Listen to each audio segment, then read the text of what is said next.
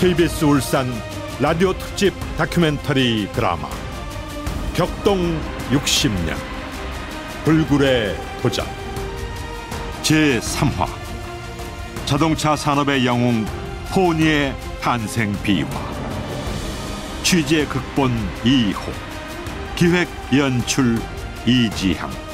18번째.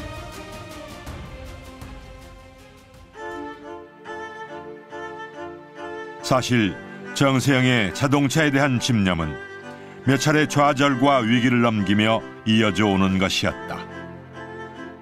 정세영 전 현대자동차 회장의 당시 회고는 이렇게 절박했다. 72년 3월 달에 그 GM이 들어오더니 신진하고 합작을 하겠다고 걸더라고요.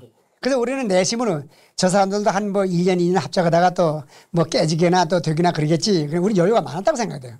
그러니까 2달 동안 협상을 하더니 5월에 가서 합작 발표를 해버렸다고요. 합작 서명을 하고. 그러다 보니까 이 죽거리 많은 시장에 그 GM이, 세계에서 제일 큰 GM이 들어왔으니 그러면 현대가 설 땅이 어디냐. 하늘이 노랗다고요. 그러면 그때부터 5월 달에 그 쇼크를 받아서 그때부터 72년 내내 우리가 고민했다고요.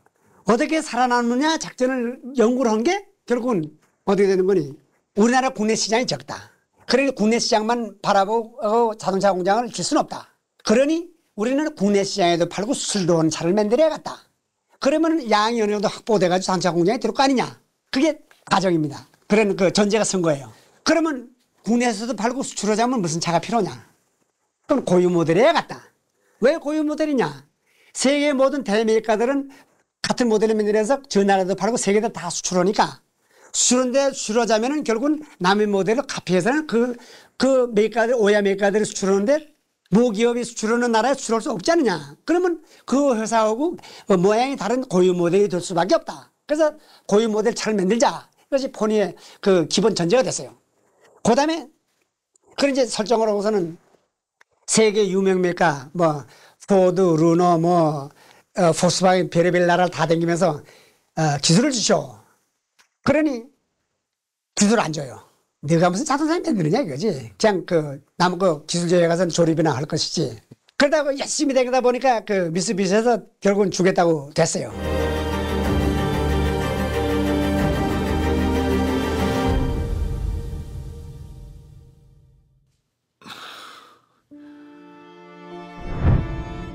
우리나라는 몇 놈이서 자동차 산업을 다 말아먹을 것이야.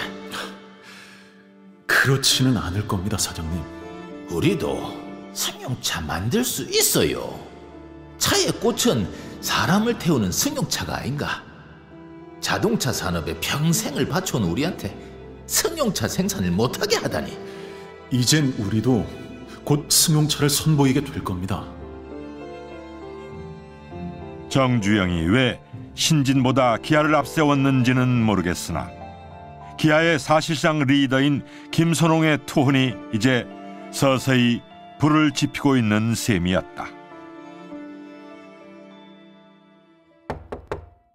부사장님, 사장님께서 찾으십니다. 아, 그래요? 알았어요.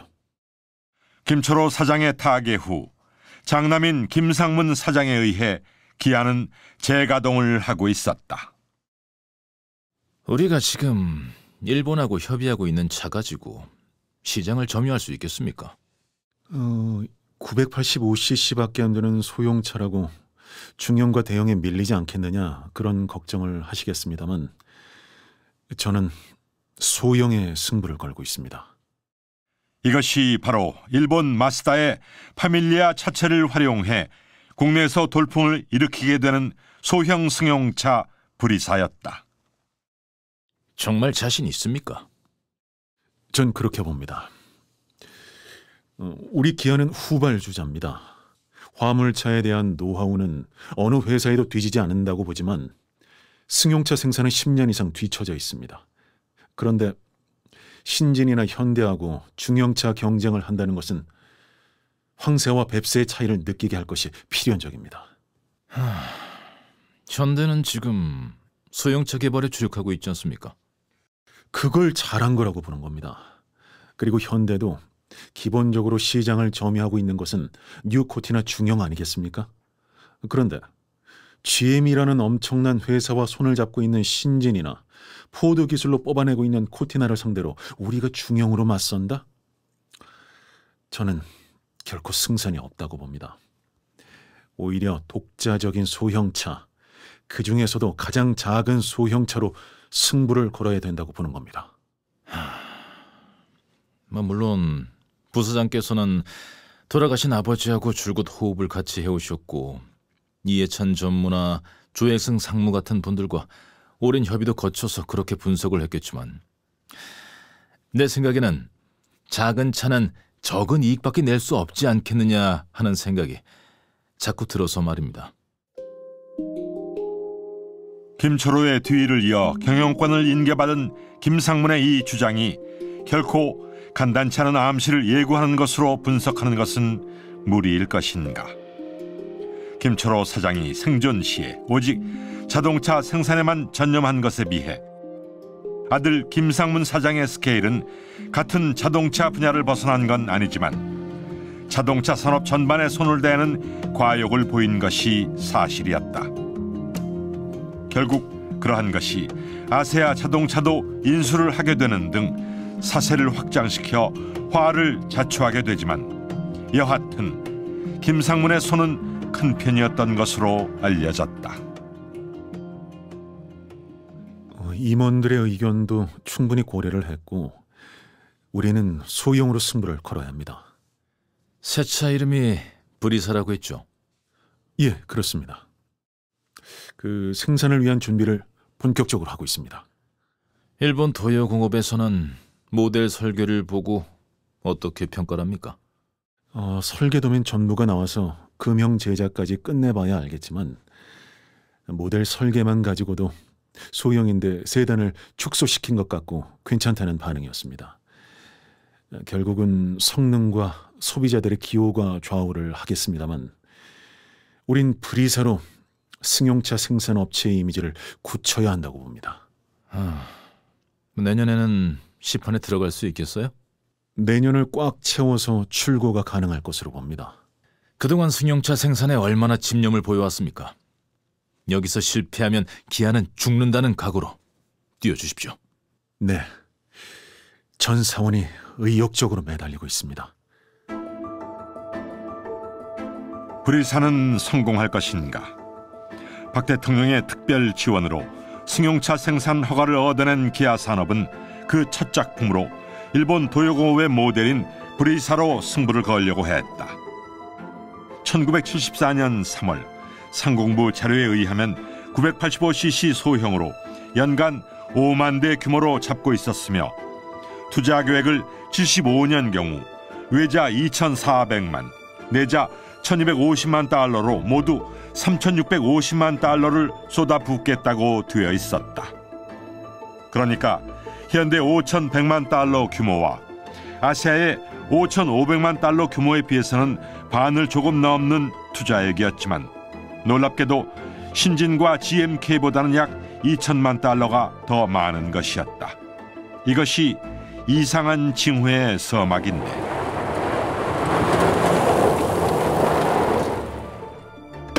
현대 정주영 회장이 한창 경쟁을 벌이고 있는 신진 GMK를 놔두고 현대 경쟁은 기아라고 했던 그 의미가 이 시점에서는 의외일 수밖에 없다. 청와대를 가장 많이 드나들었던 그가 왜 그런 예상을 했는지는 줄곧 의문이었다. 무엇 때문인가? 권력으로 크는 기업은 권력으로 망한다는 것인가? 아니면 또 다른 분석이 있었기 때문인가?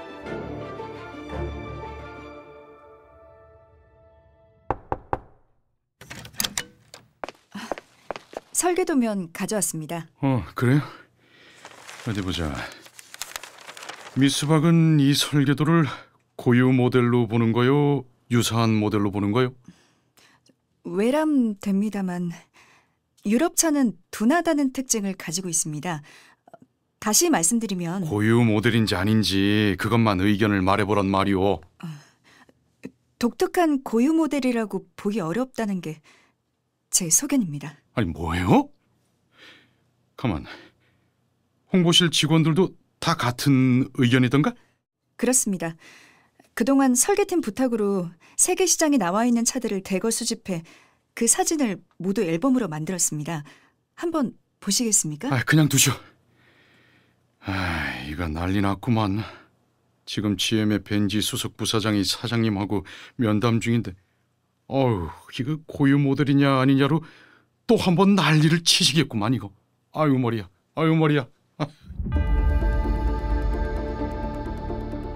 현대와 기아의 고유 모델 생산 추진은 GMK에 자극을 주고 있음이 분명했다. GMK는 이미 72년 6월부터 내외자 총 65억 원을 들여 엔진 공장 건설에 착수했고 74년 5월에 완공 예정으로 있었다. 그러나 GM 측의 배짱으로 사실상 신진의 김창원 사장은 속이 끓고 있는 입장이었다.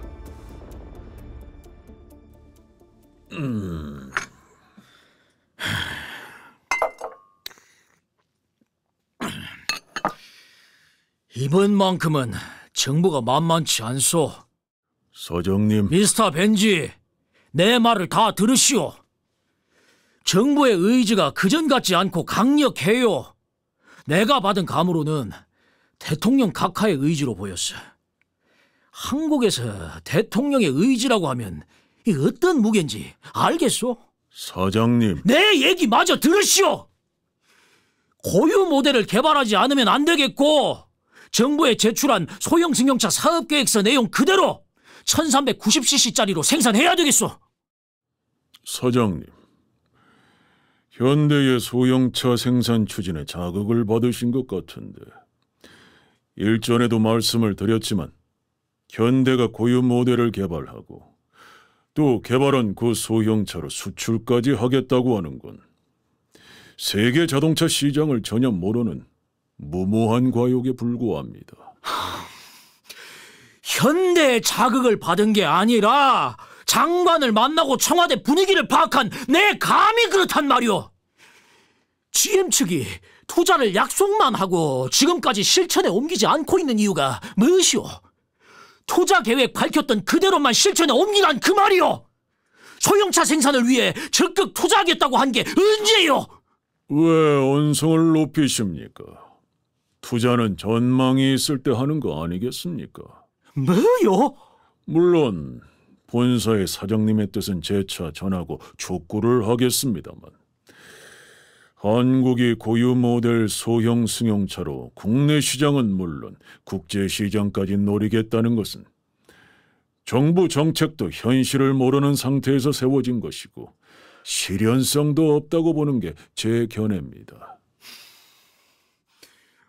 당신 지금 그렇게 말하고 있는 게 GM 본사의 견해요? 아니면 당신의 견해요?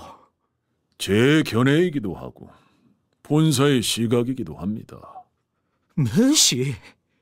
그렇다면 소형차 고유 모델은 생각지도 않고 있다는 거 아니야? 그 저희가 뭐요?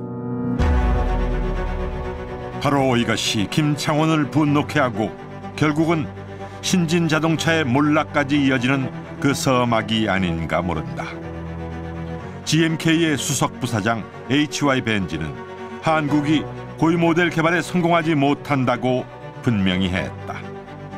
이것은 GM 측이 그동안 소형 승용차 생산을 위한 신진하고의 합작에 그 투자비를 제공하지 않겠으며 투자를 할 의사가 없다는 뜻을 내포하고 있는 것으로 봐야 했다. 충격이 아닐 수 없었다. 그 때문에 GM은 신진과 합작 발표를 하고서도 투자 약속 통보만 거창하게 하며 한국인을 우롱했고 실제 그 약속을 이행하지 않고 있는 것이었다. 한때 GM의 한국 진출은 안보 면에서도 많은 가치가 있다고 떠들었던 정부나 무지갯빛으로 부풀었던 한국 국민들은 GM의 교묘한 전술에 농락당한 셈이 되고 만 것이다.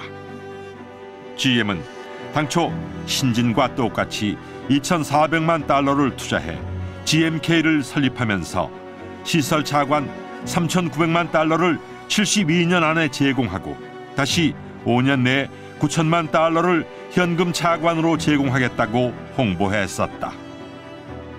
그러나 상공부에 제출한 74년 3월 자료에 의하면 총 1,672만 1천 달러밖에 안 되며 그중에 GM 측이 투자하는 것으로 봐야 되는 외자는 불과 1,280만 1천 달러밖에 안 되고 있는 것이다. 이것만으로도 GM 측이 얼마나 교묘하게 한국을 농락했는지 알 수 있게 되는 셈인데. 이런 빌어먹을!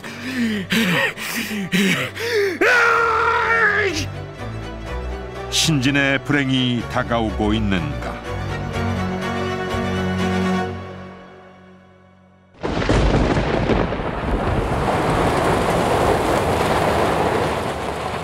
경제장관 회의도 침울한 얼굴들로 가득했다. 자, 조용히 하시오. 상공장관, 전면 재검토를 하겠다는 게 뭡니까?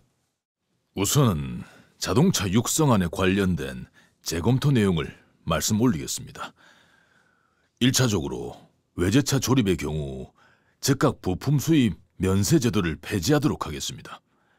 그리고 고유 모델 개발 계획을 합작 투자로 할 경우 장관, 예, 카카. 고유 모델을 개발하는 데 있어서 어떠한 정부 정책도 당초 계획에서 바꾸는 일이 없도록 하시오. 예? 그 정부의 한국형 소형 승용차 개발 의지를 보여주기 위해서라도 지금 오일 쇼크가 왔는데 그 유가 파동을 불문하고 계속 정부가 소형 승용차 개발을 지원한다는 인식을 줘야지. 그 계획을 바꿔서야 되겠어요? 알겠습니다, 카카.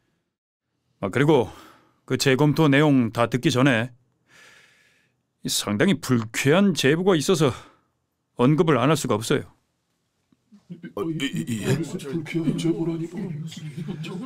장관은 신진 자동차와 GM 측의 보고를 받았는지 모르겠는데 내가 들은 제보에 따르면 GM 측이 얼마나 교묘하게 신진과 한국을 농락했는지 그 정도가 지나치다고 하니까 반드시 진상 파악을 하도록 하세요. 알겠습니다만 어떤 부분에서 그렇다는 말씀이신지. 소형 승용차 개발과 관련해서 GM 측은 애초부터 소형 모델 개발에 생각이 없었다는 것이오. 예? 그럴 수가 없는데. 그렇다면 그 투자 약속은 뭐요? 농락하는 건가? 그 정부에 합작 투자서를 제출한 걸로 아는데 우리 장관은 그대로 실행이 되고 있는지 확인을 했어요, 안 했어요? 아직 기한이 있기 때문에 확인은 하지 않고 있습니다만은 즉시 파악에 들어가도록. 즉시고 뭐고? GM 측은 한국에서 고유 모델은 글렀다는 것을 그 신진한테 분명히 했다는 거예요. 예? 내가 받은 제보가 오보이기를 바라지만 그 신진도 계약을 잘못한 탓이 크다는 거예요. GMK 경우에 경영권을 장악하고 있는데 신진이 그 사람들의 투자분에 대해서 차관 이자, 기술료, 경영 지도비 그런 걸 계약상으로 보장해주고 있었고 그런 상황에서 GMK 얘기가 성공도 확실치 않은 고유 모델 승용차 생산에 뭐 때문에 대규모 투자를 하겠느냐고 배짱으로 나오고 있다는 거야. 이게 말이 돼요? 그러면 신진 입장은 뭐가 되고 우리 정부는 무슨 꼴이 되는 거예요? 결국에 이게 GM에 놀아나는 건가? 우리 장관은 사실 여부를 즉시 확인하시오. 대통령의 관심과 집념은 대단했다. 이것이 오늘날의 한국 자동차 산업을 이만큼이나마 안착시키고 이끌어올 수 있게 했던 근본이 됐다는데 이견을 보일 사람은 없을 것이다.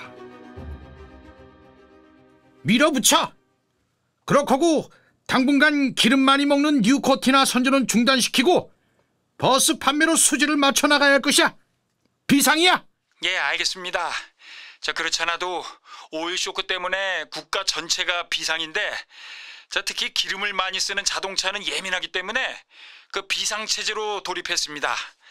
그 다행히 미쓰비시가 계약했던 원래 가격 그대로 저 엔진하고 엔진 설계를 주겠다고 하니까 이거 얼마나 고마운지 말입니다. 유가 파동은 소형 승용차를 누가 빨리 뽑아내느냐로 재벌을 만들어줄 거다. 세영아, 대결은 시작됐어.